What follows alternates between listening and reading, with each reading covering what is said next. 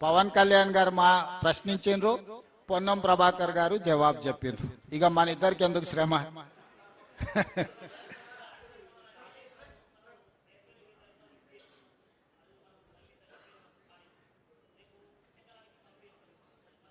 టెస్టులు చేయకుండా చూడు మిత్రమా, టెస్టులు జరుగుతున్నాయి. టెస్టులు పూర్తి చేయకుండా మేము ఏం పని చేయము. ఎన్డీఎస్ఏ ఇచ్చే సూచనల ప్రకారమే మేము పని పోతాము. మేము టెక్నికల్ ఎక్స్పర్ట్స్ కాదు, నేను కానీ ఉత్తమ్ కుమార్ రెడ్డి గారు కానీ.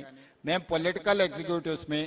Technical experts different government of India ఏజెన్సీలను, ప్రైవేట్ ఎక్స్పర్ట్స్ని అందరిని ఎంగేజ్ చేసినాం. ఎక్స్పర్ట్స్ ఇచ్చే నివేదిక ప్రకారమే పునరుద్ధరణ జరుగుతుంది.